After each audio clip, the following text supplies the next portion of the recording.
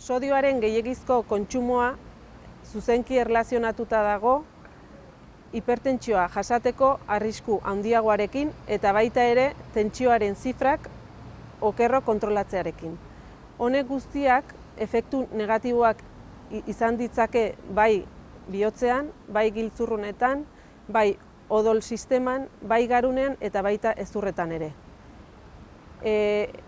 Egunean 10 gramo baino gehiago gatz jaten dituen pertsonak, esaten da 25%ko arrisku gehiago duela iktus bat jasateko egunean 5 gramo baino gutxiago jaten dituenaren aurrean.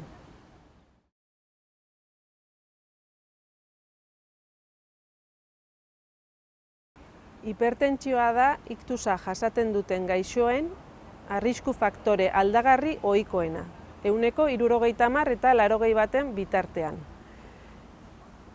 Garun barnean arteria batzuk daude, bereziki zulatzaile edo perforante deitzen zaienak, hipertentsio mantenitu batekin sufritzen dutenak eta ondorioz hauskorragoak bilakatu daitezke.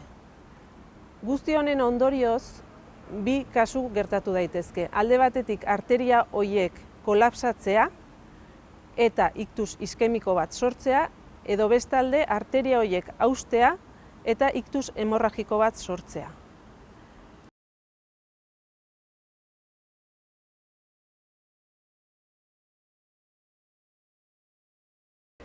Sodioaren kontsumoa murrizteak odol presioa jaitsi dezake egun edo asteetan.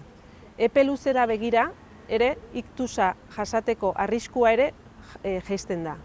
Kalkulatzen da sodioko gramo bateko murrizketak 6 batean murrizten duela iktusa jasateko arriskua eta 4 batean murrizten duela gaixotasun iskemiko bat jasateko arriskua.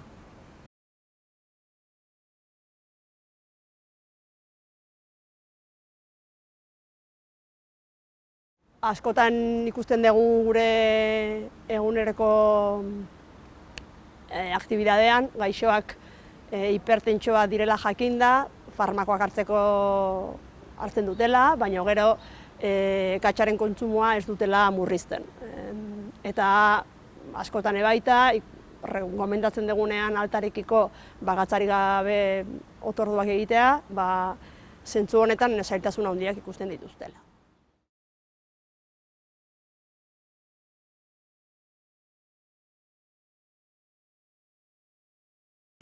Esaten da, jaten dugun gatz guztiaren 20% dala guk gatzontzietikan botatzen duguna, 8 eta 8% izango zen alimentuetan modu naturalean aurkitzen den gatza, eta 72% izango zen produktu prozesatuetan aurkitzen dena edo beraien bitartez jaten duguna.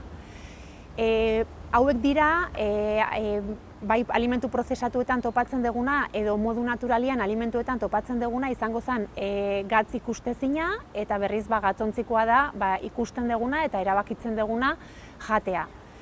Alimentu prozesatuen artean esango genuke denak direla ez, sodioan altuak edo gatzean altuak eta beraiek izango liratezke ahalik eta gutxien jan beharko genituzkenak, ez? Haragi prozesatuak, enbutiduak, enpanatuak, empanadillak, pizza, gaietak, denetarik.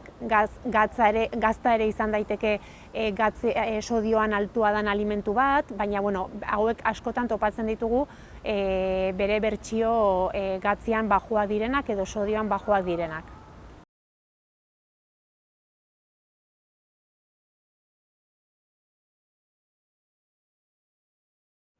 Egunean sodioaren gomendioa 2000 miligramo izango liratezke.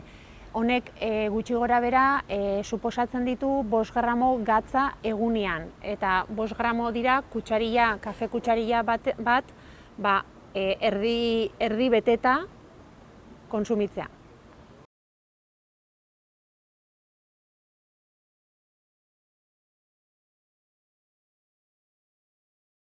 Gatzaren kontsumoa murrizteko lehenengo gomendioa izango litzateke gatzan beran kontsumoa jeistea.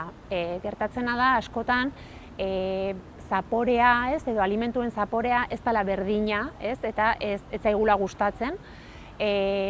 Orduan, alternatiba moduan egon daitezke sodioan baxuak diren alternatibak, adibidez gatzabea, sodioan baxua dena, izan daitezke gatz vegetalak edo landariturrikoak, salikornia adibidez, izan daiteke elebadura nutrizionala, aukera desberdinak topatu ditzazkegu, baina bai helburu egokiena izango litzateke ahoko umbrala edo saboren umbrala jeisten saiatzea.